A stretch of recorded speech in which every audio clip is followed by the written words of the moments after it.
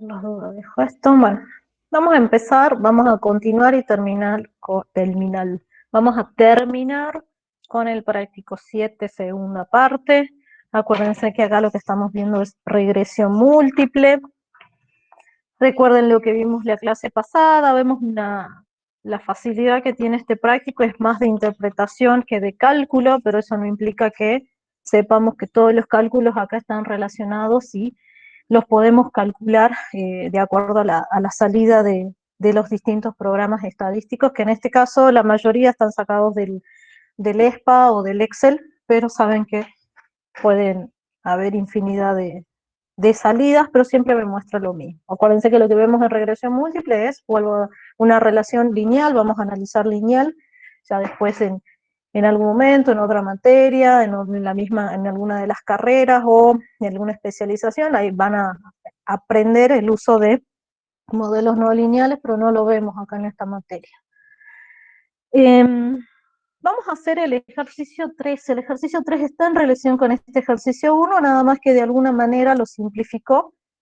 Si ustedes se acuerdan, en el ejercicio 1 estábamos tratando de predecir la demanda, es decir, armar una relación entre la demanda, que era la demanda de automóviles importados, y una serie de variables que eran 4, que era la escolaridad, el ingreso, la población y el tamaño familiar. Y vimos que podíamos interpretar, armar la recta de regresión estimada, calcular algunos indicadores, que algunos surgen de tabla, pero si no están en la tabla los puedo calcular.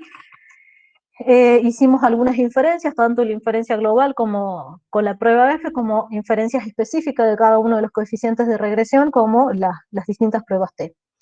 El ejercicio 3 está en relación al mismo ejercicio 1, nada más que a diferencia del ejercicio 1, solamente va a hacer el análisis con dos variables. Va a volver a estimar la demanda, sigue teniendo esas 12 observaciones, pero las dos o tres variables con las que va a trabajar es la demanda, junto con la escolarización y el tamaño de la familia. Entonces hace un modelo un poco más simplificado, por decirlo de alguna manera, simplificado en el sentido de que tiene menos variables. En vez de tener 4 variables explicativas, va a tener solamente 2. Y lo que me muestra ahora ya lo vamos a ver. Acuérdense que vamos a trabajar en simultáneo con el práctico, porque por ahí son salidas grandes, y lo vamos a trabajar en el Excel, como siempre, que seguramente, vuelvo a insistir, va a pedir más vamos a seguir practicando, pero van a ver que pide lo mismo. Por eso ya les comparto la pantalla.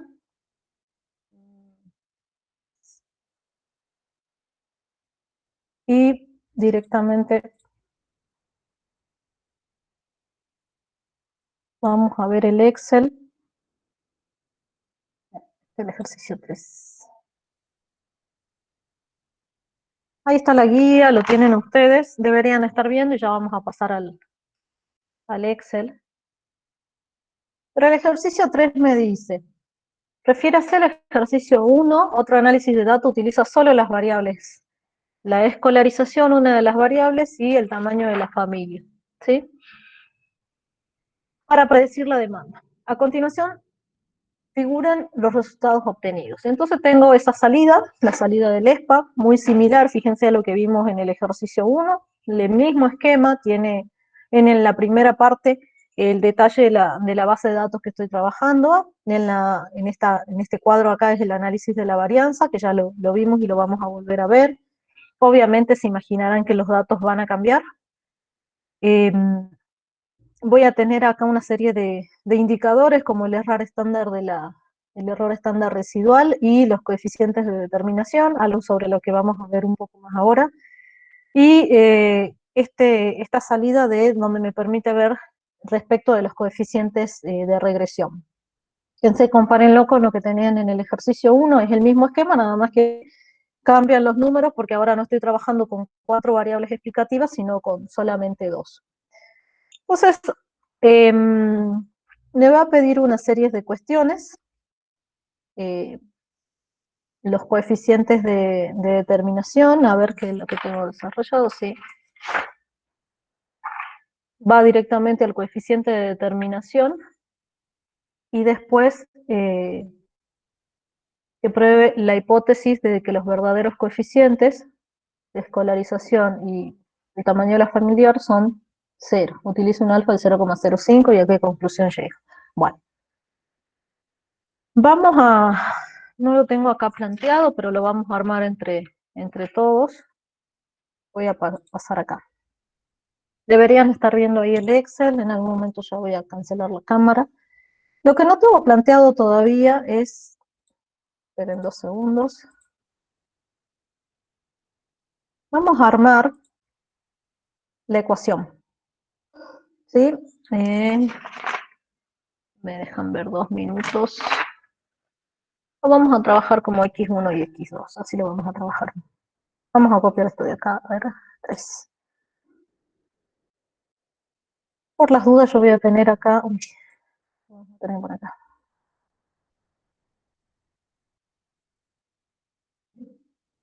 Yo no lo tenía, no lo pide la consigna, pero lo vamos a plantear. En este caso tenemos solamente 2 variables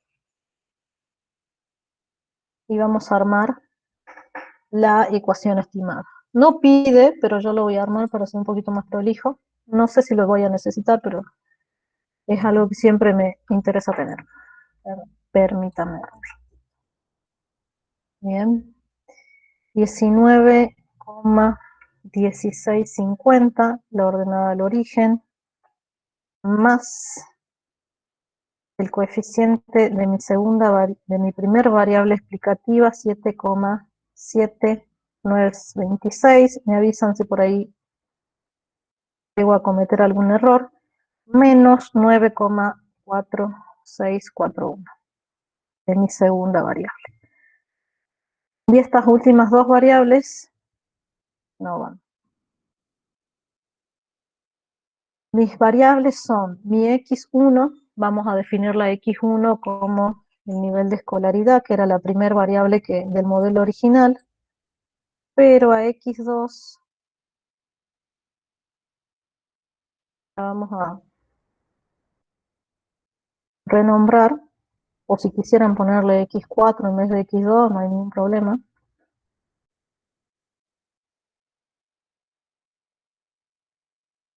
En 2 segundos.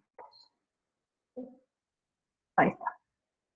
Pues ahí tengo mi recta de regresión, vuelvo a insistir, no me lo había pedido, pero no estaba más que lo tenga bien pasado en limpio acá. Entonces, avísenme si hay algo que metí la pata. Fíjense que estoy trabajando con 2 variables, x1 y x2, es decir que los coeficientes que acabo de estimar son para esas 2 variables, junto con la ordenada al origen. Renombré, acuérdense que antes, en el modelo anterior, en el ejercicio 1, x1 era efectivamente el número medio de años de escolaridad, pero x2 era el ingreso per cápita, x3 era población y x4 el tamaño medio de la familia. O le ponemos a x2 un x4 para mantener la misma simbología, o lo más correcto sería, como es un nuevo modelo, decirle efectivamente a x2 que es el tamaño medio, porque es un modelo totalmente distinto. Veo que, de acuerdo a este modelo, hay una relación directa entre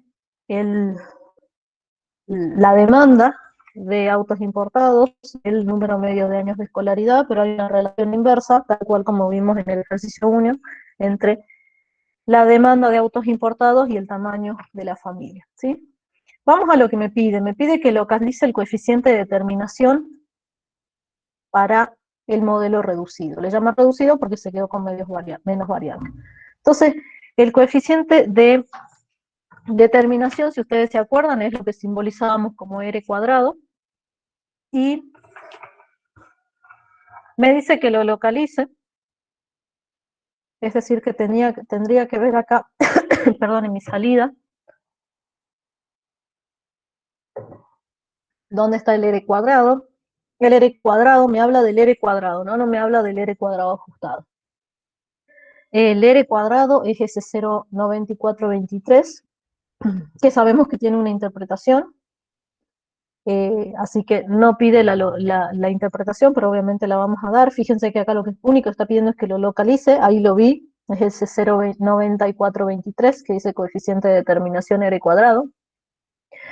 Pero recuerden de que ese r cuadrado surge de esta tabla de análisis de la varianza, ¿sí? Acuérdense que eso surge de ahí.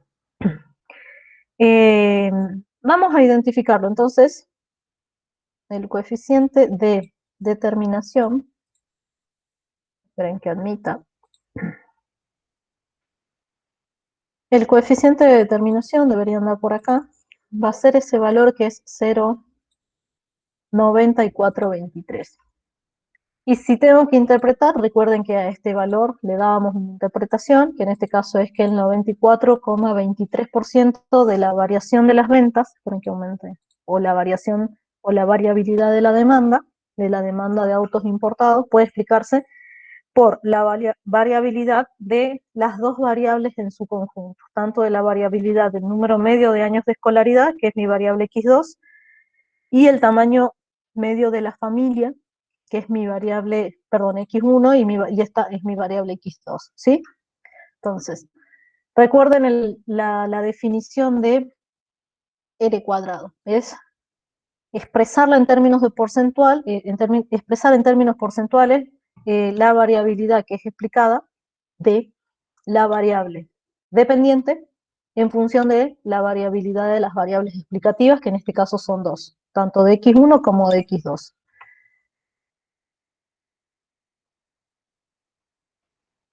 ¿De dónde surge el R cuadrado? Recuerden que el R cuadrado es el R cuadrado,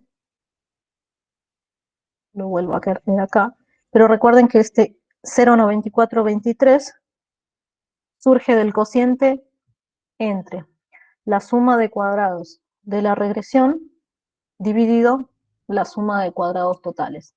¿Sí? Recuerden de dónde surge el R cuadrado. La suma de cuadrados de la regresión dividido la suma de cuadrados totales, es decir, los 1268,4829 dividido los 1346,2167, me debería dar mi R cuadrado, que es ese 0,24, que obviamente 0,94, lo redondeemos las mismas, los mismos decimales. Ese 0,9423, fíjense que es el que coincide con el R cuadrado que está acá. ¿Qué me permite ver ese? Acuérdense, es expresar en términos porcentuales la variabilidad explicada por el modelo, ¿sí? O recuerden que también otra forma de calcularlo era 1 menos la suma de cuadrados del error, 67,7337, dividido la suma de cuadrados totales. También de esta manera calculo la suma, el coeficiente de determinación. 1 menos la suma de cuadrados del error dividido la suma de cuadrados totales. ¿Sí? Recuerden, vuelvo a insistir, y digo recuerden porque esto ya lo vimos bastante. Algo que no me pide es el R cuadrado ajustado. Acuérdense que el R cuadrado ajustado, que lo tenemos acá, si me hubiera dicho identifique también el R cuadrado ajustado, lo identifico y ese R cuadrado ajustado es 0,9294, que ustedes saben que lo puedo calcular de dos maneras. Lo puedo calcular en función de mi R cuadrado, ustedes ya saben la fórmula, o si no, también usando esta tabla que tengo acá, que es la tabla de análisis de la varianza. Si tengo que interpretar ese 0,9294, recuerden que ese 0,9294 también lo expreso de la misma manera. El 92,94% de la variabilidad de mi variable dependiente, en este caso de Y, de la demanda de autos importados, puede ser explicada por la variabilidad de mis dos variables explicativas, de la escolaridad y del tamaño familiar en su conjunto, ¿sí? Explicada, ajustada, quiero decir, perdón, ajustada por sus grados de libertad. Acuérdense que el R cuadrado ajustado está ajustando por los grados de libertad.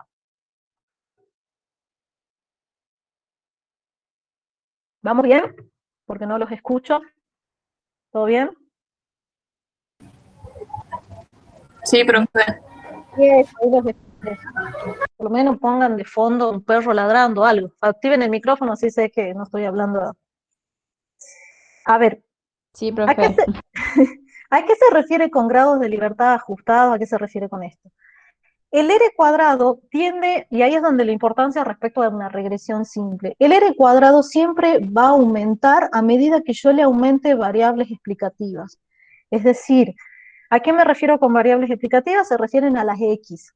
A medida que yo aumente la cantidad de X, en este caso tengo dos X, X1 y X2, escolaridad y tamaño familiar. Si yo tuviera 4, como tenía en el ejercicio pasado, en el ejercicio 1, tengo 4 variables explicativas, mi R cuadrado aumenta. Y si yo le agrego otra más, va a aumentar. Por una cuestión matemática, a medida que yo aumente X, eh, mi R cuadrado aumenta. ¿Sí? Así yo le ponga 20 variables explicativas, mi R cuadrado va a aumentar. El problema es que está aumentando por una cuestión matemática, y puede estar aumentando porque efectivamente las variables que estoy incorporando explican a mi variable y. Acuérdense que yo las voy incorporando en mi modelo. Cuando digo voy incorporando me refiero de ir agregando acá.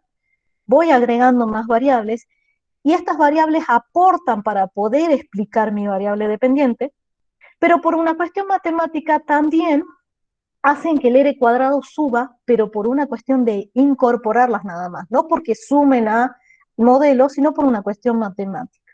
Entonces, el R cuadrado ajustado viene a castigar, por decirlo de alguna manera, por eso dice ajustado, ajusta de manera de que el hecho de que agregue más variables, el R cuadrado va a tener en cuenta, por eso ajusta, porque el hecho de incorporar más variables, lo que me va a captar el R cuadrado ajustado es solamente el hecho de que estas variables aportan a la explicación de Y. ¿Sí? Entonces, ahí está la diferencia con el R cuadrado ajustado y el R cuadrado. El R cuadrado, a medida que yo le aumente variables X, variables explicativas, va a tender a aumentar. En cambio, el R cuadrado no. El R cuadrado solamente va a seguir aumentando si lo que yo le estoy aportando suma para poder explicar Y. Entonces, por eso en el práctico anterior yo les decía que por más de que a mí me pidan que explique uno, explique dos, yo explico todo, independientemente, pero ya cuando ustedes estén trabajando y vean concretamente y tengan que mirar el R cuadrado ante un modelo múltiple, lo más correcto es ver el R cuadrado ajustado, no el R cuadrado. Vuelvo a insistir, si a mí me pide que lo localice, que lo interprete, yo lo interpreto, pero el que es correcto identificar y analizar, más cuando estoy haciendo cuestiones ya de algún ejercicio, un caso real, el que corresponde analizar con mayor criterio y con mayor precisión y verlo con otros ojos es el R cuadrado ajustado, porque ese R cuadrado me va a ir aumentando si efectivamente las variables que yo les voy incorporando aportan a mi modelo. Si no, va a pasar como pasa con el R cuadrado, que sigue sumando por más de que no. Si yo hubiera puesto la cantidad en este modelo, estoy analizando las ventas de los autos importados. Una de las variables era el año medio, sí, efectivamente, a medida que las personas tienen mayor año de escolaridad, supongo yo que eh, son personas que trabajan, son personas de un nivel que quizás demanden autos importados. A medida que aumenta la población de un área, obviamente hay más demanda de esa concesionaria que está ahí cerca de autos importados.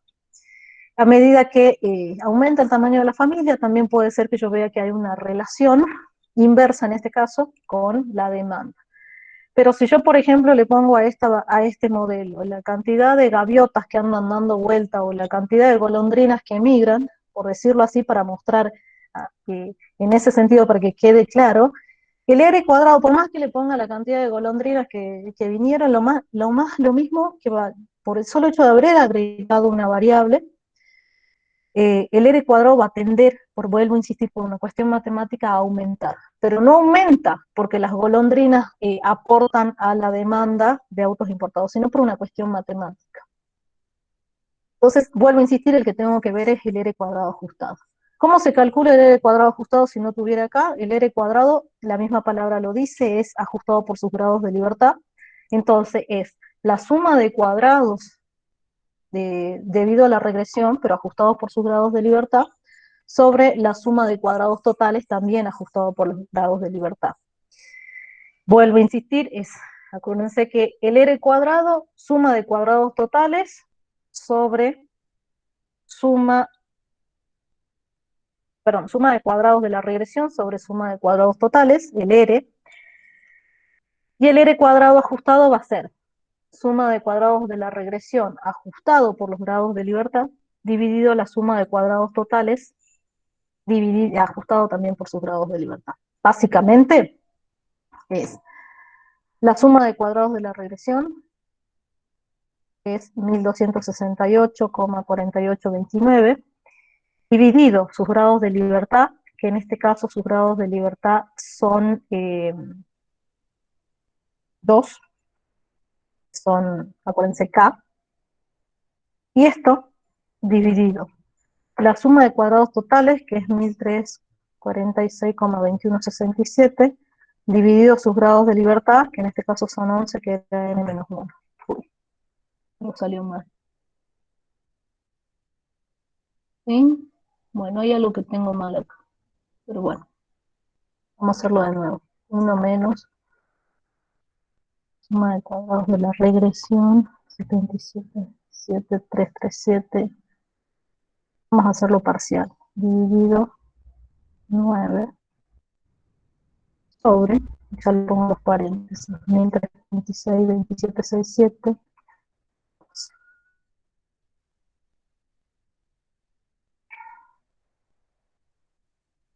Sí, ahí está. Hay algo que puse mal recién. Después lo revisan ustedes bien que había puesto mal recién, pero es lo mismo.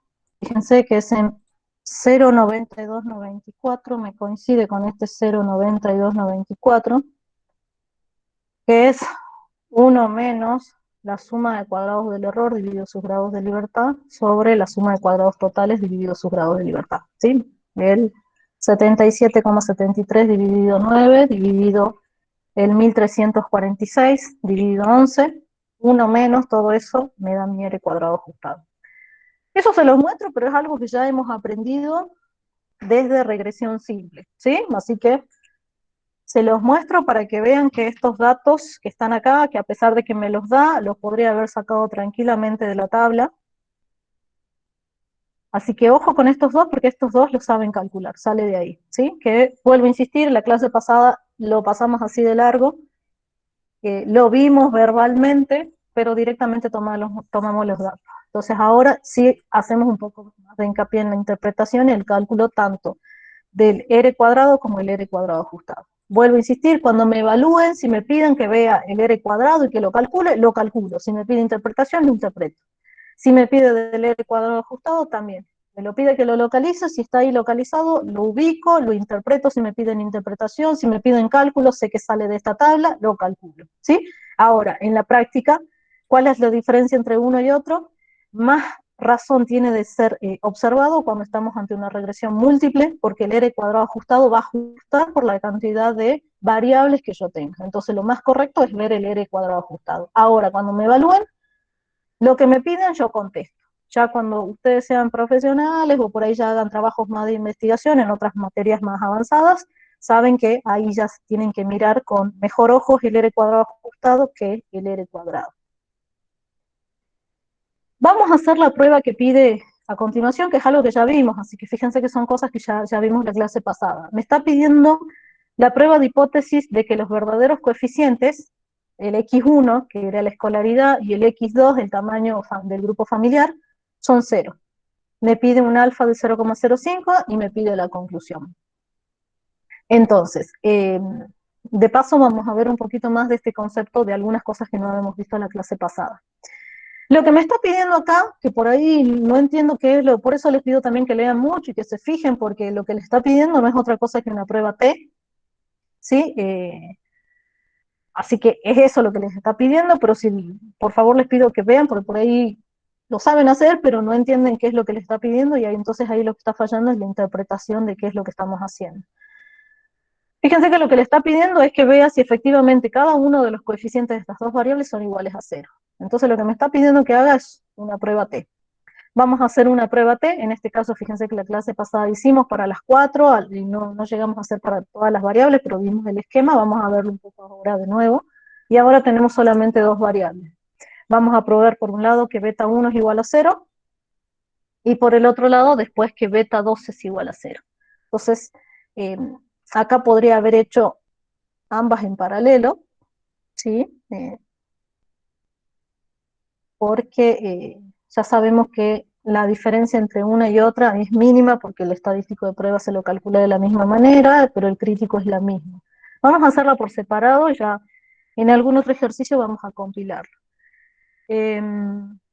Para el caso de beta 1, el planteo va a ser de que bajo la hipótesis nula, beta 1 es igual a 0, y bajo la alternativa es distinto. Fíjense que es una prueba bilateral, donde la estadística de prueba es una T, donde recuerden que la T tiene esta forma, es decir, es un cociente entre el coeficiente de regresión, B1, voy a bajar un poco esto,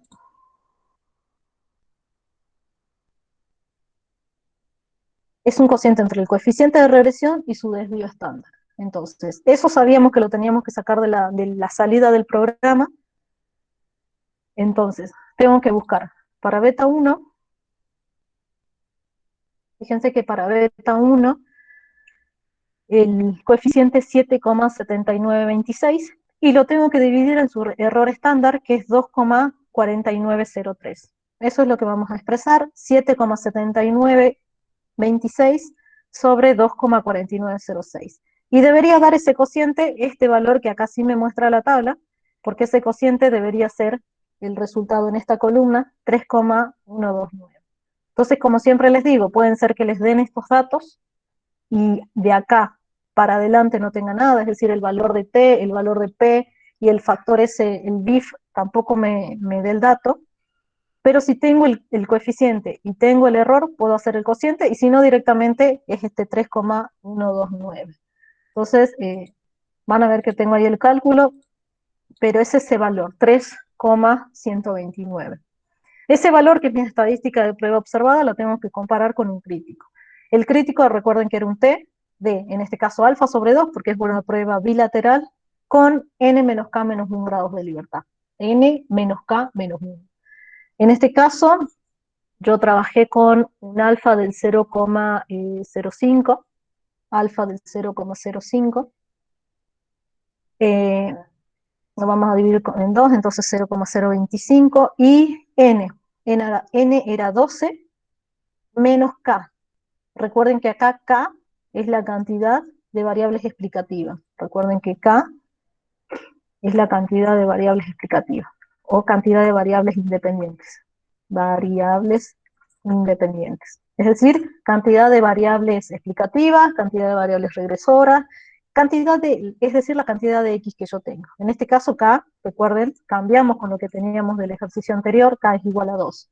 Entonces, 12 menos 2 son 10. 10 menos 1, 9. Entonces eso es lo que vamos a tener acá. Vamos a tener un T de 0,025 y 9 grados de libertad. Esperen que permito acá. De paso saco mi cámara, sí. Va todo por ahí. Entonces tengo que ir a buscar una T de 0,025 y 9. Entonces, voy a la guía de tablas, una T de 0,025 y 9. Debería ser este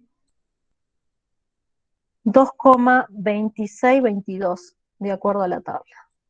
Vuelvo a insistir, yo porque trabajé con un alfa del 0,05, no lo dice la consigna, por lo menos no me acuerdo, no lo vi. A ver. Sí, sí me dijo la consigna, perdón, me dijo 0,05, lo decía el inciso B, entonces por eso el alfa me queda 0,025, cruzado con 9 grados de libertad, 2,2622. Entonces, esto debería dar, más o menos, obviamente, 2,2622. Comparo mi estadístico de prueba con la región crítica o con mi valor crítico. Puedo armar una gráfica, acuérdense que podemos armar ya una gráfica, creo que por acá tengo una gráfica, pero es ¿sí? Un valor de, ya acá vamos a mostrar la conclusión, pero podría ser una gráfica porque esta es una distribución T, es simétrica. Entonces yo voy a rechazar mi hipótesis nula si mi observado es mayor al crítico superior o el crítico con signo positivo, o si es menor a mi crítico con signo negativo. Es decir, si mi 3,129 es mayor a 2,26 positivo, o si es menor a menos 2,26. Fíjense que se cumple, efectivamente el 3 está hacia la derecha de este 2. Vuelvo a insistir, acá si quieren hagan los gráficos, eh, pero yo vuelvo a insistirles también. Recuerden que ya a esta altura ustedes ya lo van graficando a la par, por más de que yo no lo haga, no lo dibuje. Y entonces rechazo la hipótesis nula. Fíjense que se da. Entonces existe evidencia suficiente para rechazar la hipótesis nula. Rechazo. Si yo rechazo, vuelvo a copiar esto de acá para acordarme qué es lo que estoy rechazando. Y rechazo quiere decir que esto no es cierto. Estoy rechazando. Entonces, efectivamente, beta 1 es distinto de 0. Estadísticamente, beta 1 es distinto de 0. Puede ser negativo, puede ser positivo, pero es distinto de 0. Ya vamos a ver al último, que quiere decir que sea distinto de 0. Si es distinto de 0, quiere decir que en mi modelo es un valor que aporta, y su coeficiente aporta a la explicación, y entonces esta variable, que ya vamos a ver que era x1, esta variable sí aporta a explicar la demanda de autos importados. Vamos con beta 2, van a ver que tiene el mismo esquema, nada más que en vez de beta 1 va a ser beta 2. Bajo la hipótesis nula, beta 2 es igual a 0, bajo la alternativa es distinto, de nuevo es una prueba bilateral, su estadístico de prueba, como lo vimos la clase pasada y lo acabamos de ver con beta 1, el estadístico de prueba es un t, y acá lo vamos a ver de la guía, que va a ser el cociente entre 9,4641 menos 9,4641 dividido 5,2071. Dividido 5,2070. Ese menos 9 dividido este 5 me da ese valor que es el estadístico de prueba, menos 1,818. Entonces lo vamos a pasar acá, que lo van a ver resuelto. Me dan 2 segunditos que acepte a alguien. Me da menos 1,818. Fíjense que, acá voy a hacer un paréntesis, fíjense que por definición, y ustedes ya lo saben, todos los errores estándar, o como le quieran llamar, desvío estándar, en este caso son errores de los coeficientes, siempre estos errores son positivos. Entonces, siempre estos van a ser positivos. Los coeficientes pueden ser positivos o negativos, dependiendo de la relación que tengan con la variable dependiente. Si son positivos, sabemos que hay una relación directa; si son negativos, sabemos que hay una relación inversa. Entonces, fíjense que el signo del coeficiente, al ser dividido en este cociente por algo que siempre va a ser positivo, por eso los valores de t van a ser positivos o negativos, pero una cuestión de signo se debe solamente a la relación, al signo del coeficiente estimado. Entonces, que me dé positivo o que me dé negativo es por una cuestión de que arrastra o contiene, está relacionado con el signo de la relación que hay entre la variable explicativa que estoy analizando y mi variable dependiente. Vuelvo, entonces era menos 1,818. Lo tengo que comparar con el crítico. El crítico, se imaginará que es el mismo de recién, pero es un crítico que al ser de una prueba bilateral va a ser un t de alfa sobre 2 y n menos k menos 1. Fíjense que n sigue siendo 12, k sigue siendo 2 y t menos 1, quiero decir, entonces me devuelve 9 grados de libertad. Por eso fíjense que el crítico, como vimos la clase pasada, siempre va a ser el mismo. Por eso ya cuando lleguemos a algún ejercicio vamos a ver que lo podemos plantear de otra manera, simplificando y no volver a hacer toda todos los pasos de la prueba. Entonces la regla de decisión va a ser que rechazo si mi observado, mi estadístico de prueba, es mayor que el crítico en signo positivo, o si mi observado es menor al crítico ese, pero en signo negativo, ¿sí? Fíjense que si yo hubiera hecho el gráfico, que ya lo van a ver ahí abajo, pero si hubieran hecho el gráfico para este caso, fíjense que los críticos están entre 2 y 2,26, ¿sí? Perdón, 2,26 negativo y 2,26 positivo, y mi observado, menos 1,8, cae dentro de la región de no rechazo. Por eso, concluyo de que a ese nivel de significación existe evidencia de que no se rechaza la hipótesis nula, ¿sí? Existe evidencia suficiente para no rechazar la hipótesis nula al nivel de significancia de alfa del 0,05. Si no lo rechazo, copio acá para saber qué es lo que no estoy rechazando, por eso lo traigo para acá. No rechazo, si no rechazo la hipótesis nula, quiere decir que efectivamente ese beta sub 2 es igual a 0. Entonces, al decir que existe evidencia para no rechazar la hipótesis nula, quiere decir que estadísticamente beta sub 2 es igual a 0. Si es igual a 0, quiere decir que no aporta en mi modelo, no tiene relación esa variable con la demanda, en este caso que es mi variable dependiente. Y entonces, ¿qué generalmente hacemos? Como hemos visto que acá tenemos 2 variables, pero en la clase pasada vimos que teníamos 4 variables.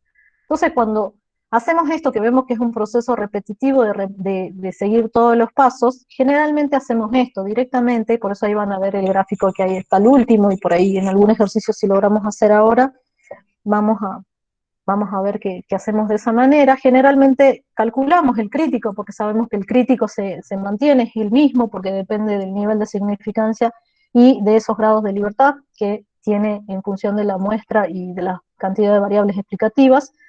Entonces hacemos un gráfico, generalmente uno hace el resumen, obviamente estos son todos los pasos correctos, pero uno hace un gráfico, esta es una distribución T, así que no le puse por ahí, pero esto recuerden que es una distribución T, donde el valor central de esta distribución T es el valor 0. Fíjense que ahí están los dos críticos, como es una prueba bilateral, menos 2,2622 y el más 2,2622, que están definidos como habíamos dicho, en función del nivel de significación y de los grados de libertad. Y lo que hago ahí es ubicar los valores observados, nuestros estadísticos de prueba. Le puse T sub 1 para saber qué es de la primera variable, de mi variable X sub 1, que mi variable X sub 1, si ustedes se acuerdan, era la escolaridad, los años de escolaridad, y T sub 2, que era mi variable X sub 2, que era el tamaño de la familia. Entonces, fíjense que al ubicarlos a los dos, efectivamente, visualmente estamos viendo lo que habíamos armado en la regla de decisión.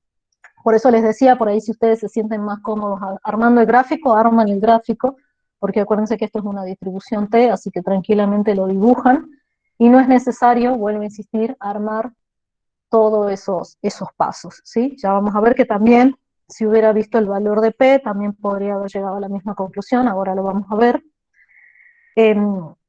Pero vuelvo a insistir, fíjense que T sub 1, que le llamamos T sub 1 porque es de la variable X sub 1, efectivamente cae en la región de rechazo, por lo que habíamos rechazado la hipótesis nula.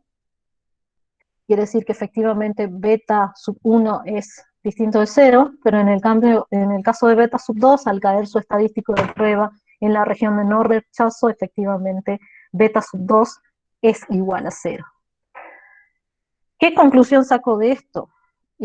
Porque creo que ahí lo pregunta la consigna. ¿Cuál es la conclusión? La conclusión es que efectivamente una de las dos variables, en el caso de la variable x1, que es la escolaridad, al ser su parámetro beta sub 1 estadísticamente distinto de 0, aporta al modelo, aporta a la demanda, pero en el caso de la otra variable, al ser estadísticamente igual a cero, no aporta al modelo. Por lo tanto, lo correcto, en este caso que se debería hacer, es desestimar la variable que es estadísticamente igual a cero, que es la variable x sub 2, que era el tamaño de la familia, tamaño medio de la familia, sacarla del modelo. Es decir, vuelvo para acá arriba un ratito, lo que inicialmente yo me planteé de esta manera, efectivamente mi variable 2 hay que sacarla del modelo, y fíjense que ya me va a quedar una regresión simple, pero tengo que volver a estimar estos coeficientes, ¿sí?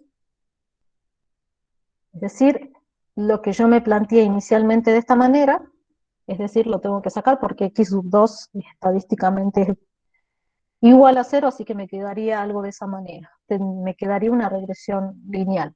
O si hubiera tenido tres variables y por alguna razón veo que estadísticamente es igual a cero y la tengo que sacar esa variable, bueno, me quedo con un modelo que en vez de tener tres variables explicativas, ahora va a tener dos. ¿Qué es lo que tengo que hacer? Volver a hacer la regresión para ver cómo queda finalmente.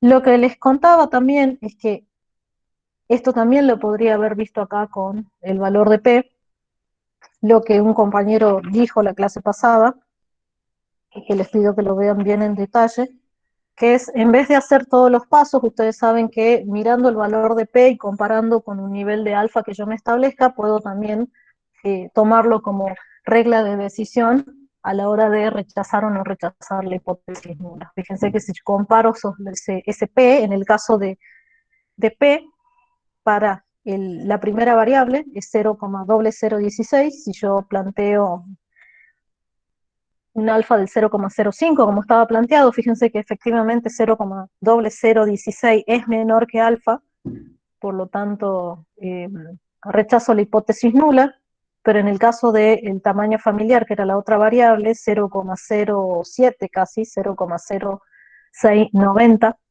ese valor no es menor que alfa, en realidad es mayor que alfa, con el alfa que estamos trabajando, por lo tanto no rechazo la hipótesis nula, no la rechazo. Sí,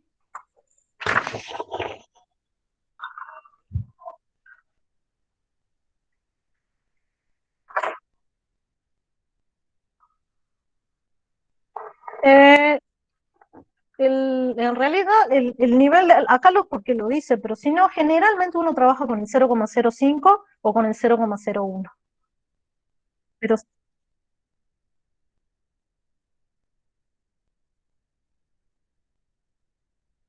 sí, porque imagínate que acá nos dijo 0,05. Si yo lo veo, acá me dice 0,05, entonces comparo con el 0,05 porque es el criterio con el cual voy a comparar. Y en vez de ponerme a hacer todos esos pasos que hicimos recién, directamente comparo el P con el alfa. Ahora, generalmente cuando a ustedes los evalúen, hagan la prueba T. Nada más que lo que me permite, hagan la prueba T porque para probar la inferencia de los coeficientes lo que tengo que hacer es la prueba T. Lo que me sirve el valor de P acá es que ustedes saben que mirando el valor de P ya se anticipan si rechazo o no la hipótesis nula. Podrían expresar como el valor de P e ir concreto, poner P, es que por ahí es muy difícil que nosotros les demos el valor de P. Eh, si les dan el valor de P, y les piden que analicen la inferencia respecto de la significancia de estos dos coeficientes, podrían estar en lo correcto, decir el valor de P es 0,0016 y como el nivel de alfa es 0,05, entonces si rechazo la hipótesis, planteo la hipótesis nula, no la dejo de plantear, planteo la hipótesis nula y comparo, como mi P es menor que alfa, entonces rechazo la hipótesis nula. Es decir, vuelvo a la misma conclusión. Los dos caminos son los correctos, cualquiera de los dos. Lo que uno estila hacer es utilizar el valor de T, pero generalmente uno mira el P para estar más seguro o para saber hasta dónde voy a seguir rechazando la hipótesis nula. Lo más correcto, si ustedes me preguntan, yo armaría, si a mí me tienen que evaluar, yo hago la prueba T y miro el valor de P para saber nada más de que estoy yendo por el camino. A menos que les diga específicamente, nosotros generalmente le pedimos específicamente que abra la prueba T, pero una forma de ver, como ya vamos a ver en el último ejercicio, en la tabla yo puedo ver ya de antemano si rechacé o no la hipótesis nula. Bien, de nada. Lo que nunca les pedimos, pero no está de más, ya que me lo podrían preguntar tranquilamente, es esta última columna, que por ahí les pido que lo busquen por ahí hay algunos que son bastante curiosos y quieren saber qué es eso. Yo les cuento, nada más, pero nunca les pedimos sobre ese indicador. Eso que están ahí, que dice BIF, es el factor inflacionario de la varianza.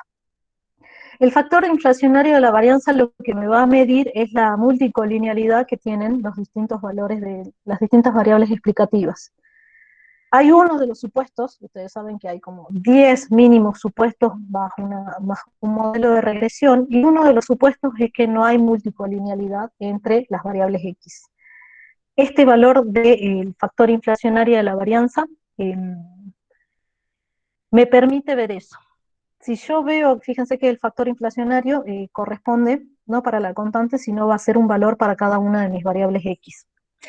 Por ahí les pido que en algún momento vean para qué es, pero es para ver eso. El valor, yo tengo que ver que el valor este sea mayor a 5, así lo dice la teoría, porque hay obviamente un criterio por qué el valor de 5, pero si yo veo que el valor del factor inflacionario es mayor a 5,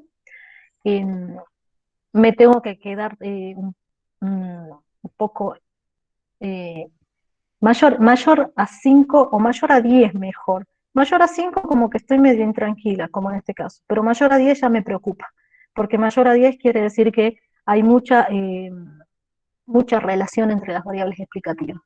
Eso como para contarles ahora, para hacerles un paréntesis, pero vuelvo a insistir, nunca le vamos a pedir nada de esto. Es por si alguno viene y me pregunta, ¿pero qué es eso? Bueno, eso es otro indicador que así como ¿se acuerdan cuando vimos Durbin y Watson? Cuando estamos viendo acá la inferencia acá Durbin y Watson no vamos a ver, vimos en la regresión simple, pero cuando estamos viendo el R cuadrado, el error estándar residual, este es otro indicador que me mide para ver si los supuestos se están cumpliendo o no, ¿sí? La teoría me dice, más de 5 me puedo preocupar, más de 10 ahí ya estoy muy preocupada y es porque hay mucha relación entre las dos variables. Bien. Vuelvo a insistir, ese factor inflacionario de la varianza, se los cuento porque sale en esa salida, pero nunca les pedimos interpretación sobre eso. Vamos a ver otro ejercicio, a ver, ¿cuál vamos a ver? Voy a ver, por ahí podemos ver este ejercicio 4, que capaz que se los dejé a media.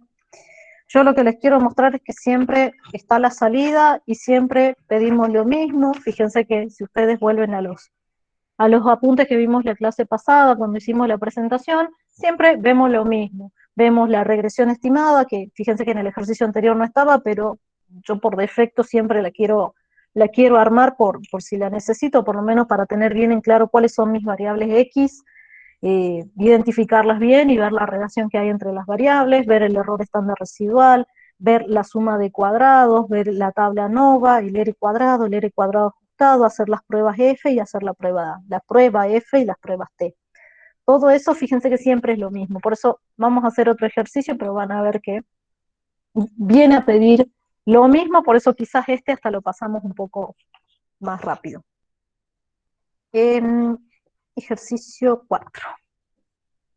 Este ejercicio 4 dice, y ahí por ahí vengo en la consigna, el ejercicio 4 me dice una cadena de pequeñas tiendas de alimentos semi-preparados realiza un análisis de regresión para explicar la variación en el volumen de ventas de 16 tiendas. En la página siguiente se muestran los datos obtenidos y los resultados hallados para realizar un análisis de regresión múltiple en el que la variable dependiente es la venta y las restantes son variables explicativas. Fíjense que siempre tengo que identificar bien cuál es la dependiente, me lo va a decir, si no me lo dice así clarito como le dice acá, siempre me va a decir que estoy tratando de predecir, de estimar, de explicar y así me voy a lograr identificar quién es la dependiente a la que generalmente denoto como Y. Fíjense que me habla de una muestra de tamaño 16 tiendas, y todavía no vi, porque no vi la tabla, cuáles son las variables explicativas. Me va a pedir, fíjense que algo que ya lo vimos, la ecuación de regresión, el error estándar residual, la suma de cuadrados y los coeficientes de regresión. Esta tabla está en la página siguiente, por eso siempre van a ver que tengo mis observaciones. Vuelvo a insistir, esto en la guía está, pero generalmente ya cuando los vamos a evaluar, algunas veces lo ponemos no, pero siempre esto no me sirve de nada para calcular, solamente para tener presente bien en claro cómo es la base de datos. Fíjense que tengo las ventas, promedio diario, la denoto como ventas. Mi segunda variable, que en este caso va a ser la variable, mi primer variable explicativa, mi primera X, la superficie, ojo, porque está expresado en miles de pies cuadrados, el número de lugares para estacionamiento, la denoto como stack, por eso la voy a lograr identificar dentro de la salida, y por último el ingreso por familia estimado, ingreso por familia estimado. No sé en qué está expresado, pero fíjense que capaz que en pesos, en dólares, pero no expresado en otra unidad. Entonces fíjense que tengo tres variables. Tengo mi muestra de tamaño 16 y acá está la salida. En este caso vuelve a ser una salida de esta. Donde tengo, vuelvo a insistir, el encabezado, el análisis de la varianza, algunos indicadores y mis estimaciones de regresión. Entonces lo primero que me pide es la regresión, lo que arme la estimación de la regresión. Entonces van a ver que voy a utilizar estos coeficientes. Beta 0 estimado, o B0, 0,8727, el beta 1 estimado, o el B1, 0,5479, el 2, 0,2203 y el 3, 0,5893. Ya vamos a analizarlo porque sabemos que lo vamos a tener que interpretar, pero fíjense que los tres hay una relación directa entre estas variables y mi variable dependiente. Entonces, la ecuación estimada me va a quedar acá. Seguramente tenemos el modelo general ya con las tres variables, porque solamente tenemos tres variables independientes. Y entonces vamos a pasar en limpio a lo que acabamos de decir. La ordenada al origen, el coeficiente de la primera variable, el coeficiente de la segunda y el coeficiente de la tercera. Como siempre, aclarando, porque me va a servir para no marearme y después para hacer interpretaciones, quién es Y, quién es X1, quién es X2 y quién es X3. ¿Sí? Recuerden que las ventas son las ventas promedio, me imagino que están en pesos. La superficie, si es aclaración que la superficie está en miles de pies cuadrados, el número de lugares de estacionamiento y el ingreso por familia. Relación directa entre cada una de esas que vamos a interpretar más adelante.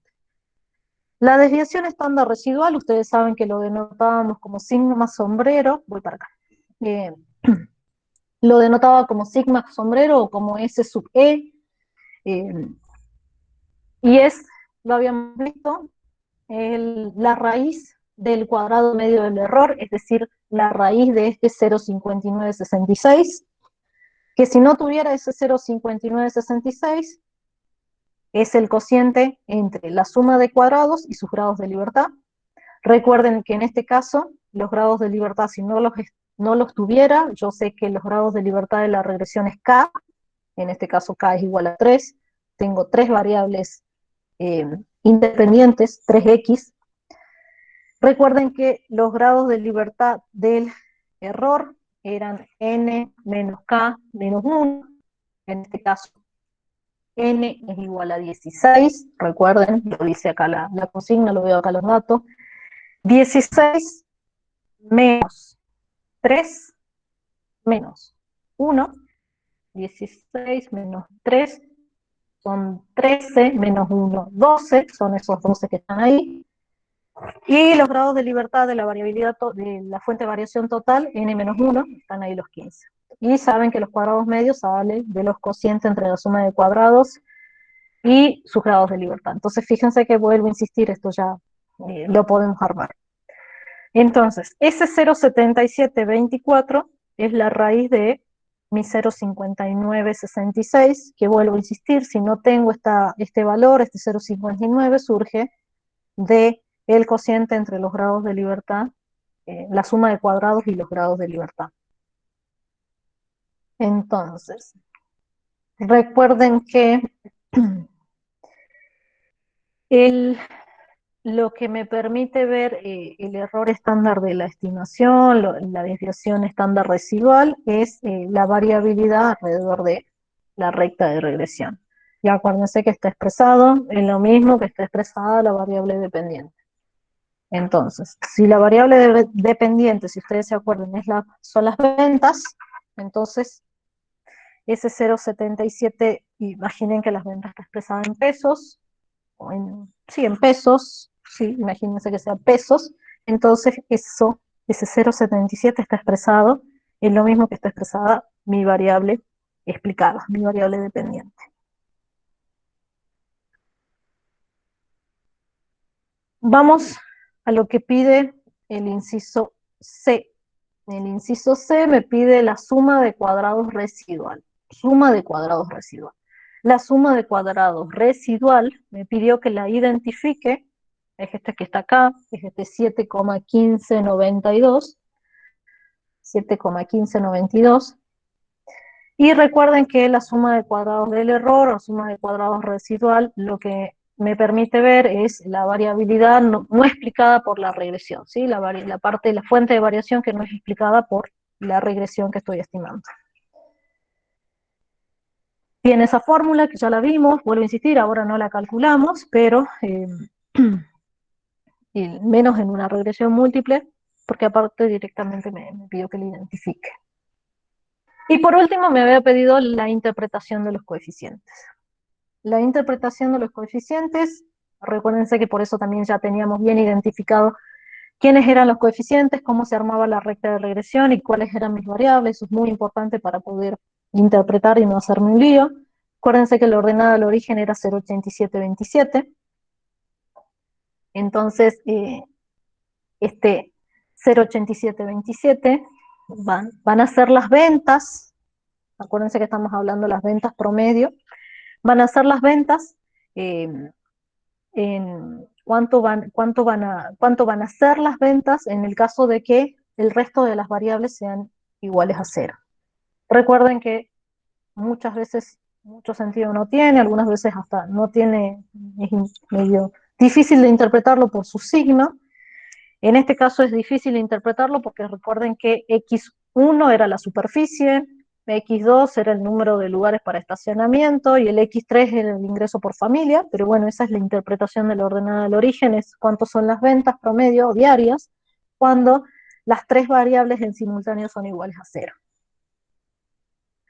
Las que sí tienen mucho más interpretación son los coeficientes de las tres variables explicativas, que en este caso son tres. Fíjense que en este caso este 2,5471, que es el coeficiente estimado para beta 1, tiene signo positivo, por lo tanto hay una relación directa. Recuerden quién es, acá lo voy a poner acá, recuerden que mi primer variable es la superficie, entonces hay una relación directa entre la superficie y las ventas promedio. Entonces, a mayor superficie medido en miles de pies cuadrados, a mayor superficie, mayores son las ventas promedios diarias, pero aparte de ver su signo y ver esa relación directa, recuerden que también puedo interpretar, y acá es donde tengo que tener ojo, lo vamos a poner así, pero las ventas, en este caso las ventas aumentan en 2,55 pesos, acuérdense que las ventas en este caso supongamos que están expresadas en pesos, cuando la superficie aumenta en una unidad, manteniendo constante las demás variables. Recuerden que en este caso, y ahí es donde lo dejo para completar, para que se vea, acuérdense que esto está expresado en miles de pies cuadrados. Entonces, no es que aumenta en un pie cuadrado la superficie, sino que aumenta en 1.000, ¿sí? Ojo con eso, que es lo que vimos la clase pasada, que En la clase pasada, en el ejercicio anterior, se los aclaré varias veces, pero no se daba la situación, porque todas las variables estaban expresadas no ni en miles, sino en las mismas unidades que aparecían. En este caso no, fíjense que la superficie está expresado en miles de pies cuadrados, entonces cuando hablo de un aumento en una unidad, no está hablando de un pie cuadrado, sino de 1000 pie cuadrado. Entonces, ojo con eso. Revisen eso, que yo lo dejo acá. Es más, hasta si me dejaría, que no sé si me va a dejar, revisen bien cómo tengo que hacer para expresarlo ahí, porque no está la superficie expresada en unidades, sino que en unidades de miles. Entonces, les pido que revisen bien esa interpretación, ¿sí? Revisen eso, porque después vienen las fórmulas, las variables están expresadas en miles de pesos, en miles de dólares, en centímetros cuadrados, entonces ahí donde ya cuando tengo que hacer esta interpretación me confundo. Revisen bien eso. En el caso de la segunda variable, vuelvo acá, eran lugares de estacionamiento, número de lugares de estacionamiento que tienen estas tiendas. Entonces, a medida que aumenta la cantidad de lugares de estacionamiento, aumentan las ventas, promedio diarias, obviamente, mi variable Y, porque hay una relación directa. Pero al interpretar su coeficiente, ese 0,2203, podemos decir entonces que las ventas aumentan en 0,2203, cuando el número de lugares o ante el aumento del número de lugares para estacionamiento, cuando ese número lo hace en una unidad, manteniendo constante las demás variables. Siempre con la aclaración de que ese aumento, ese incremento es solamente marginal respecto de esta variable, las otras se mantienen constantes. Y por último, la última variable, que es el ingreso por familia, el ingreso familiar, también hay una relación directa, quiere decir que a medida que aumenta el ingreso, aumentan las ventas promedio diarias en las tiendas, por esa relación directa, pero al mismo tiempo también, si quiero interpretar este 0,5893, digo entonces que las ventas aumentan en 0,5893 cuando el ingreso familiar lo hace en una unidad, manteniendo constante las demás variables. ¿Sí? Les pido, como siempre, que revisen bien esas interpretaciones y no se confundan también cuando están las variables expresadas en miles de pesos, en miles de pies cuadrados, en miles de, ¿sí? Ojo con eso, en millones de dólares, porque ahí es donde la interpretación cambia. En el ejercicio 5,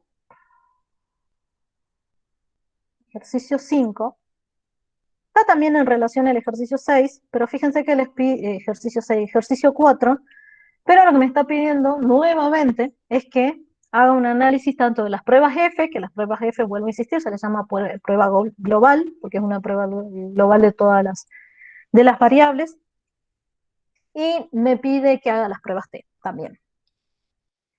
Las pruebas T es para cada uno de los coeficientes. Entonces vamos a ver, vuelvo a insistir, esto ya lo vimos varias veces, pero vamos a hacerlo de nuevo, insistentemente, para que quede claro. La prueba F, recuerden, es la primera que vamos a hacer, y después hacemos la prueba T, que es una prueba para cada una de las variables.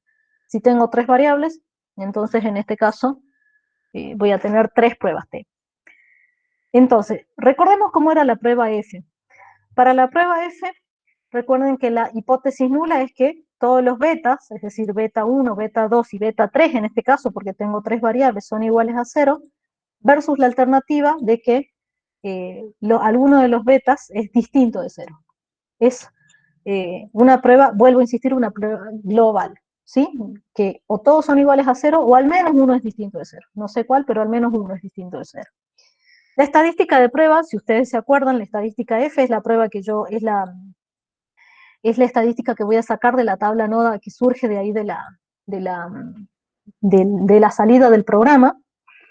Y acuérdense que es el cociente entre el cuadrado medio de la regresión y el cuadrado medio del error, ¿sí? Si me dieron esta tabla y me la dan tal cual como tengo acá, yo ya veo que mi estadístico F es ese 15,158 que está en esa tabla, ese cuadro de análisis de la varianza. Si no me dieran ese resultado, algo me tienen que dar parcialmente de esta tabla, por lo menos parcialmente la suma de cuadrados, y yo sé que el resto lo puedo armar.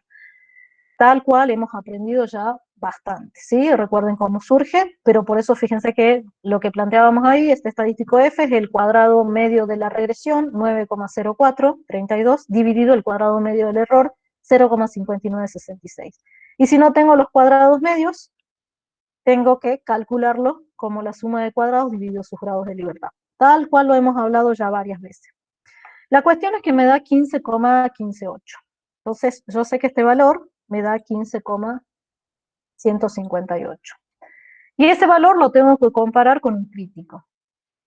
El crítico, si ustedes recuerdan, el crítico era también un estadístico, es un valor F con alfa, acuérdense que acá solamente utilizamos alfa, con K y N menos K grados de libertad.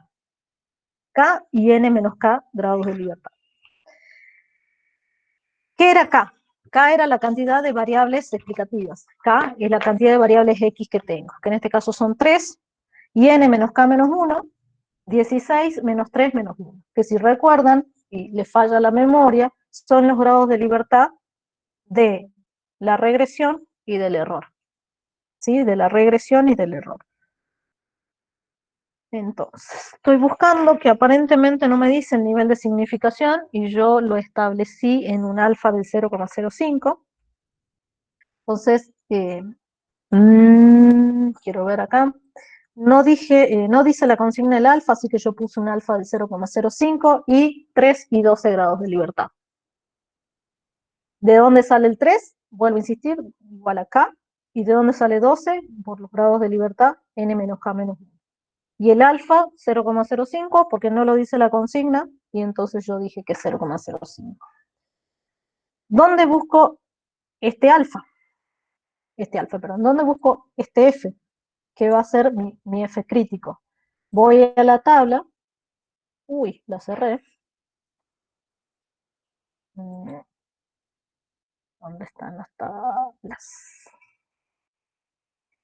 Dijimos una F cuadrado, una F del 0,05, 0,05 y 3 era 3 y 12.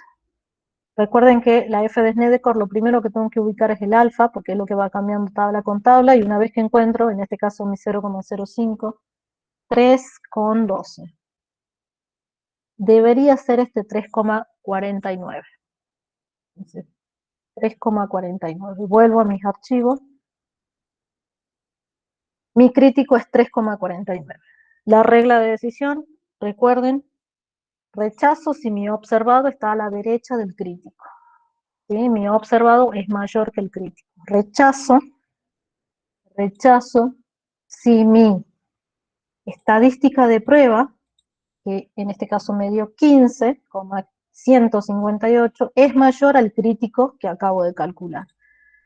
Si se fijan, efectivamente 15 es mayor al 3,49, por lo tanto, existe evidencia suficiente para rechazar la hipótesis nula. Quiere decir que las betas no son iguales a 0.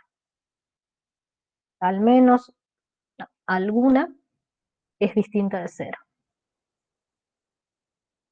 Entonces, vuelvo a insistir, existe evidencia suficiente para rechazar la hipótesis nula a un nivel de significancia alfa del 0,05. Quiere decir que si la rechazo, las betas no son iguales a 0, es decir, que al menos una es distinta de 0. Vamos entonces a hacer las pruebas T, que es lo próximo que pedía. Dentro del mismo ejercicio me pedía la prueba global F y las inferencias de cada uno de los coeficientes.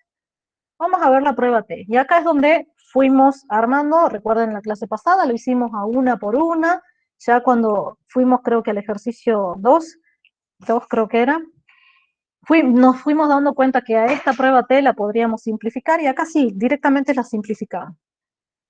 Yo sé que tengo, podría haber agregado acá, hacer, ustedes ya, para J igual a 1, 2 y 3, para J igual a 1, 2 y 3, porque tengo 3 beta. Entonces, el planteo de la hipótesis de manera general es que bajo la hipótesis nula, la beta 1, beta 2 o beta 3, es decir, muchas veces armamos una al lado de la otra, hago una para beta 1, después acá al costado hago para beta 2 y después para beta 3, pero bajo la hipótesis nula, tanto la 1 como la 2 para la 3, para cualquiera de las tres, es que bajo la hipótesis nula es igual a 0, y bajo la hipótesis alternativa es distinta de 0.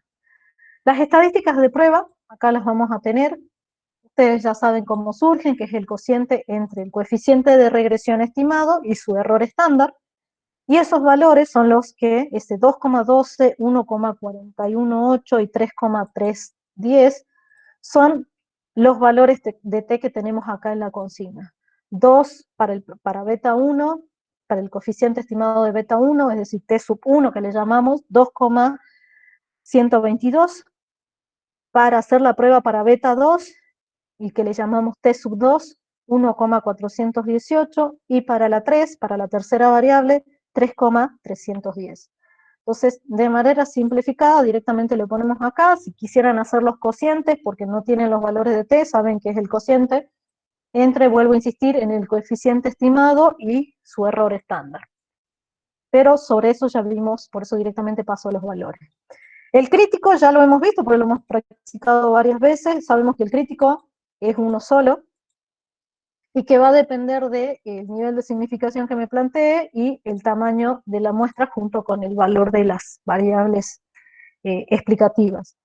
En este caso me vuelvo a plantear, recuerden que ya es una prueba bilateral, me vuelvo a plantear un alfa del 0,05, por eso al dividirlo en 2 me queda un nivel del 0,025, y los grados de libertad dijimos que eran n menos k menos 1, n 16, menos k que es 3, menos 1, 12, y ese valor, 12 grados de libertad y 0,025 de alfa, lo voy y lo busco en la tabla de la T.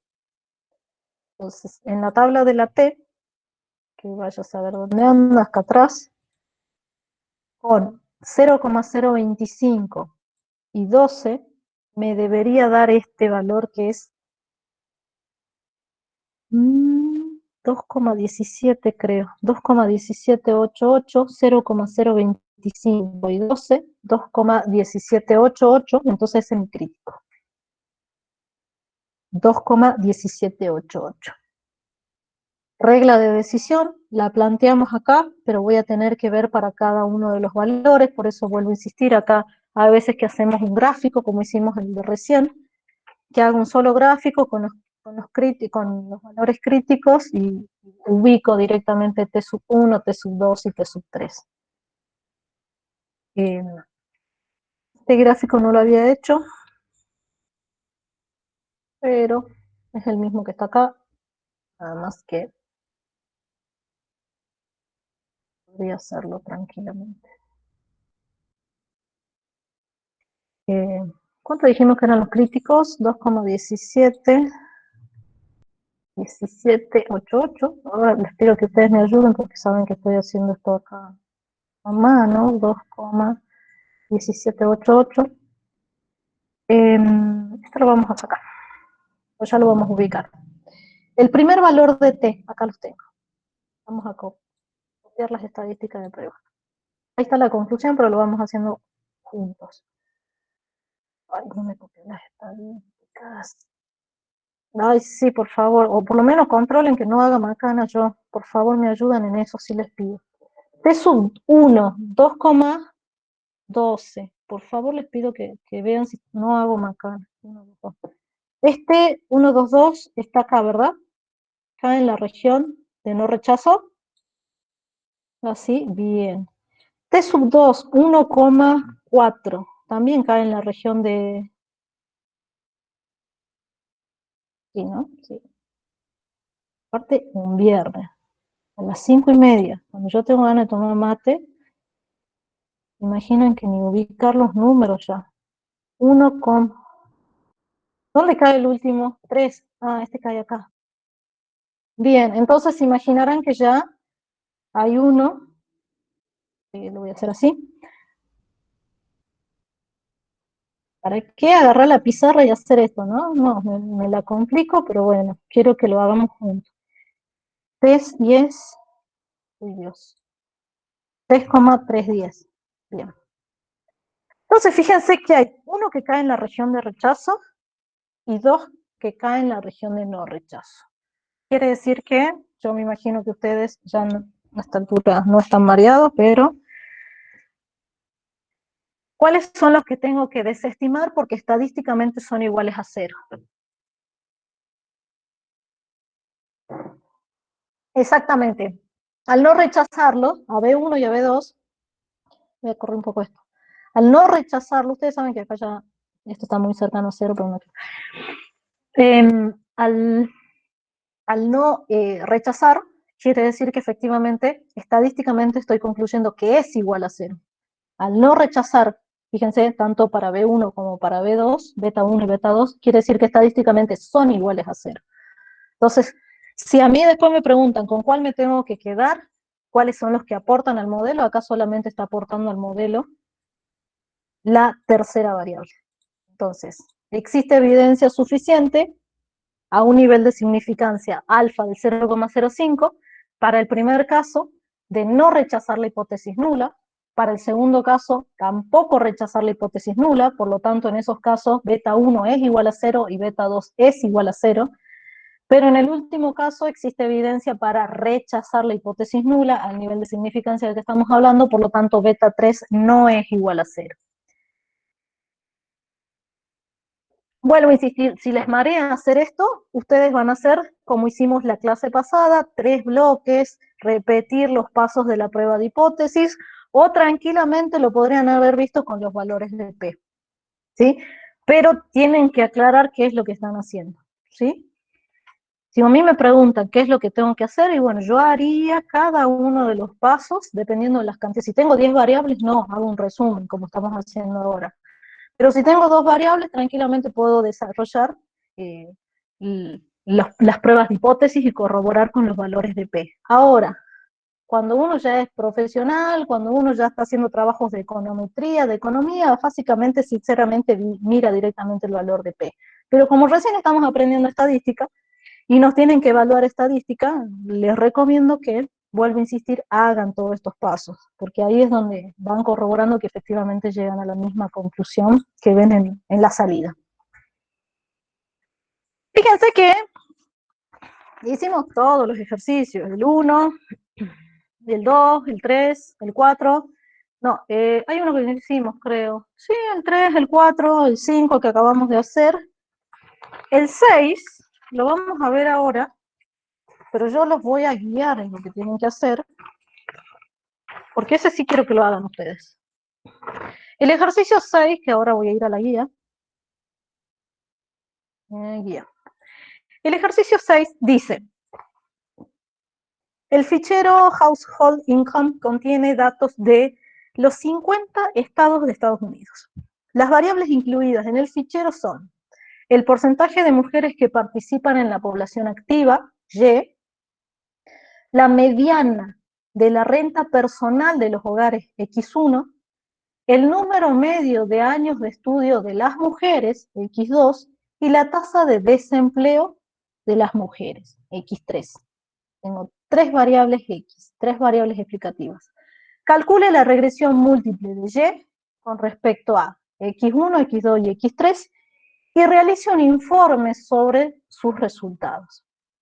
Nota, a continuación se transcriben los datos del fichero y los resultados del análisis de regresión múltiple proporcionados por la planilla de cuadro de cálculo Excel. Entonces, fíjense que acá tengo 50 datos, por eso fíjense que es larga la tabla, está cortada, donde tengo Y, X1, X2, X3, seguramente acá los tengo los primeros 25 datos, y acá en esta segunda parte tengo los otros 25 datos. Vuelvo a insistir que por cuestiones de espacio está cortada, pero ahí están todos los datos, pero ustedes saben que en principio veo los datos, está todo bien, pero lo que a mí me interesa es la salida, es esta que está acá. Esta salida, a diferencia de lo que veníamos viendo, que es una salida de ESPA, acá es una salida del Excel, ¿sí? Una regresión múltiple realizada con el Excel. Me pide que haga un informe completo, y ahí es donde yo les dejo que hagan ustedes. ¿Qué es lo que les aconsejo? Y que hagan todos los incisos que fuimos haciendo. Si ustedes se dan cuenta, siempre los incisos eran reiterativos. Primero armar el modelo de regresión, la recta de regresión estimada, después calcular, por ejemplo, el error estándar de la estimación, después ubicar la tabla. Fíjense que acá toda la tabla está armada, así que por ahí puede ser que hagan los cálculos para corroborar, hacer un análisis global de la prueba F, de las distintas pruebas T. Tienen para hacer y repetir todo lo que venimos viendo con todos los ejercicios. Los que sí quería charlar con ustedes es que, acá lo voy a agrandar un poco, fíjense que me lo va a presentar de otra manera, pero me vuelve a mostrar los mismos resultados. El Excel presenta primero, fíjense que dice estadísticas de la regresión.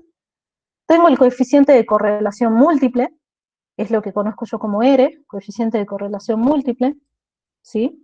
Tengo el coeficiente de determinación R cuadrado, 0,5434. Tengo el coeficiente de regresión de determinación, el R cuadrado ajustado, está acá. El error típico, lo que acá le llama error típico, fíjense que es lo que en el ESPA la salida lo largaba como error estándar residual y le ponía S sub E, que es el que está acá, ¿sí? Fíjense, la cantidad de observaciones, lo que implícitamente por ahí veíamos en el ESPA, o me lo decía acá en la salida, acá la consigna también lo dice, las consignas suelen decirlo, pero acá explícitamente me dice la cantidad de observaciones. Fíjense que esto es el N, así que si la consigna no me hubiera dicho cuántos datos son y no me hubiera presentado esta tabla que está acá, acá sabía que el N era igual a 50. Fíjense que después tengo el análisis de la varianza, regresión, residuos total. La suma de cuadrados me aparece como segunda columna, pero es suma de cuadrados. Los grados de libertad están acá y siguen siendo de la misma manera que lo calculábamos, K, N menos K menos 1 y N menos 1. Fíjense que coincide con lo que me dicen los datos. El promedio de cuadrados le llama, pero es lo que nosotros conocemos como cuadrado medio. El estadístico F, que es el cuadrado medio de la regresión dividido el cuadrado medio de los residuos o del error, como le quieran llamar, pero es lo mismo. Y por último, es algo que me agrega acá, un valor crítico de F. Fíjense que acá me ayuda un poco más para mi prueba global de F. Fíjense que no me dice qué nivel de significancia, seguramente cuando la persona que largó este resumen, este resultado, este análisis, seguramente le pidió con un nivel de significancia, habrá sido 0,05, 0,01, no sé. Queda para ustedes buscar ese 2,81, a qué nivel será de alfa, pero me da una ayuda, porque claramente acá visualmente ya podría comparar el 18 con el 2 y sacar esa conclusión de la prueba F global. Y por último, me da la tabla de análisis de la regresión con sus coeficientes estimados. Fíjense que lo que ESPA le llamaba constante, acá le llama intercepción, pero es el coeficiente estimado para beta 0. Me da x1, x2, x3, me da los coeficientes, me da el error típico, lo que ESPA le llamaba error estándar, acá le llama error típico, pero es lo mismo, el estadístico T, la probabilidad es el valor de P, ¿sí? Y acá me suma algo más. Fíjense que acá, por ejemplo, no está el factor inflacionario de la varianza, pero sí me da el límite inferior y el límite superior. Ustedes me van a decir de qué. Y bueno, el límite inferior y el límite superior de un intervalo de confianza de estos coeficientes, ¿sí? Si ustedes se acuerdan, suena lejos, pero ustedes se acuerdan que nosotros en algún momento hemos estimado intervalos de confianza para los distintos coeficientes, para beta 1, ¿se acuerdan en regresión simple? Solamente para beta 1 calculábamos el intervalo de confianza, acá lo tenemos tanto para la constante, como para beta 1, para beta 2 y para beta 3. Y ¿para qué me sirve esto? ¿Para qué? Y ahí es donde por ahí se tienen que acordar que tenemos que comenzar a unificar, no hacer borrón y cuenta nueva con todos los temas. Recuerden que ya hemos visto, específicamente, acá voy para este lado, recuerden que para hacer las pruebas T, recién lo estuvimos hablando, y la clase pasada, al último lo estuvimos hablando, nosotros al hacer la prueba T, hacemos un análisis de inferencia respecto del parámetro, ¿sí? Beta 1, beta 2 y beta 3, cada uno iguales a 0, para ver, vuelvo a insistir, si estadísticamente son o no son iguales a 0. Porque si son iguales a 0, ustedes saben que no aportan a este modelo de regresión y no explican, no aportan a explicar la variable dependiente. Habíamos visto también que el valor de P me permitía hacer eso, porque si mi P, este valor de P que está acá, esta columna que está acá, si el valor de P, el P-value, lo comparo con el alfa, también puedo, es una forma de concluir también, armarlo como regla de decisión. Si comparo P con alfa, ustedes saben, y es lo que estuvimos hablando recién, para poder saber si rechazo o no la hipótesis nula.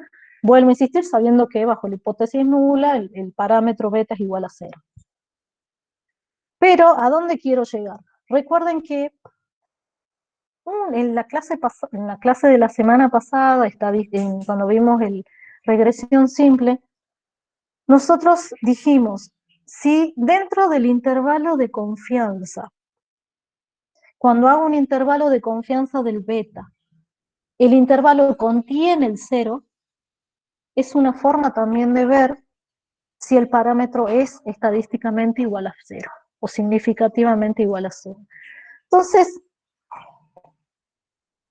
teniendo el valor de P, o teniendo el valor de T o el valor de P, y también teniendo este intervalo de confianza, me va a permitir ver si estadísticamente o significativamente los parámetros son o no iguales a 0. Entonces, si por ahí queda duda de lo que estoy hablando, repasen la última parte de regresión simple que vimos la semana pasada, cuando vimos que si yo veía que dentro del intervalo de confianza, como por ejemplo para la segunda variable, para mi variable x2, si dentro del intervalo de confianza contiene al valor 0, como en este caso, este que está acá, fíjense que lo contiene al valor 0, quiere decir que estadísticamente no voy a poder rechazar la hipótesis nula, y por lo tanto, estadísticamente, significativamente, beta sub 2, en este caso, es igual a 0. Entonces, para eso me sirve que, en este caso, el Excel me arroje también en su salida el límite inferior y el límite superior, en este caso el 95%, de esos intervalos de confianza para los distintos parámetros. Entonces, fíjense que ahí me suma. En cambio los otros, fíjense que no, y obviamente si comparan con un P y con un alfa del 0,05, fíjense que también acá llegamos a la misma conclusión.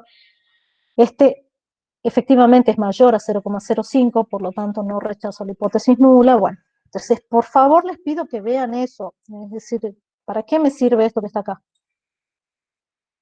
¿Y qué es lo que quiere decir, no? Como vuelvo a insistir, no se olviden de revisar bien lo que vimos el práctico anterior, que era regresión simple, donde ahí sí armábamos intervalos de confianza para los coeficientes de regresión poblacionales, ¿sí?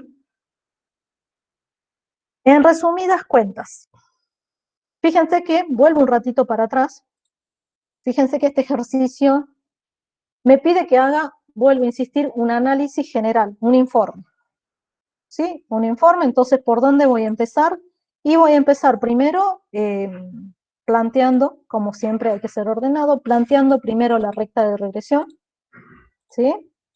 Acá tengo tres variables, x1, x2, x3, donde y, obviamente, era el porcentaje de mujeres que participan en la población activa, es decir, las personas, mujeres que están activamente en el mercado laboral. X1 era la mediana de renta personal de los hogares. Acuérdense que se le llama renta, más bien término, obviamente esto es un caso muy de análisis generalmente de mercado laboral en mujeres. X2 es el número de años de estudio de las mujeres y X3 es la tasa de desempleo de las mujeres, ¿sí? Y a partir de ahí puedo comenzar a hacer un análisis de la relación directa entre la renta personal y el porcentaje de mujeres que activan y participan en la población, una relación también directa entre el número medio de años de escolaridad, es decir, que a medida que más años de escolaridad, más es el porcentaje de participación de mujeres en el mercado laboral, y obviamente una relación inversa: a mayor tasa de desempleo de las mujeres, menor es obviamente por un efecto quizás también desaliento, menor es la participación o el porcentaje de mujeres que participan en la población activa. Eh, Esto es un típico ejemplo para ver también el comportamiento de mujeres en el mercado laboral. Por ahí ya me voy por el lado de brechas de género y todo eso. Ahí se le pueden agregar infinidad de cosas que por ahí tienen, ustedes ya saben, características que la hemos hablado ya varias veces, pero ya es algo muy específico de la temática. Pero vuelvo a insistir, planteo la recta de regresión y a partir de eso comienzo a hacer todo lo que hemos visto. Puedo comenzar interpretando los coeficientes, puedo comenzar haciendo un análisis general en función del del R cuadrado ajustado, del el error típico, puedo seguir haciendo un análisis de la significancia global, es decir, una prueba F, después puedo pasar a ver los estadísticos, eh, los estadísticos T, haciendo una prueba T para cada uno de los coeficientes y corroborando para qué me sirve tener el valor de P y para qué me sirve también tener esos intervalos de confianza. Eso se los voy a dejar para que lo hagan ustedes a ese informe, pero con todo eso que hemos aprendido. ¿Alguna duda?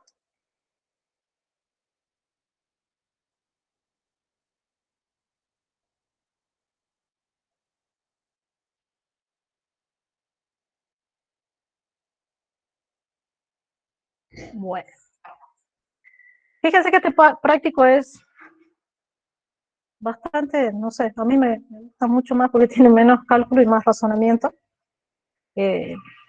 Así que no les debería demandar mucho porque hasta creo que hicimos todos los ejercicios. Es cuestión de practicar y identificar, practiquen, porque acá generalmente fíjense que las tablas están todas completas y lo más probable es que no le den nada completo. Como siempre les digo, lo primero que le van a dar incompleto es el análisis de la varianza, va a estar todo incompleta esa tabla.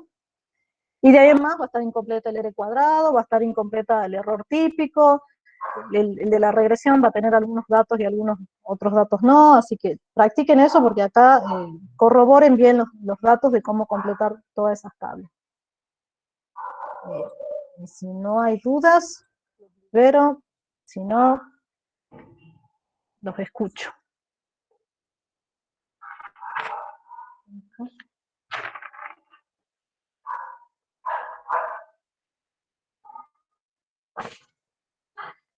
Bueno, si no tienen ninguna duda, nos vemos.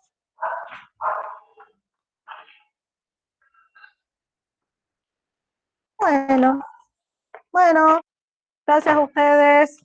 Nos vemos, que anden bien. Igualmente.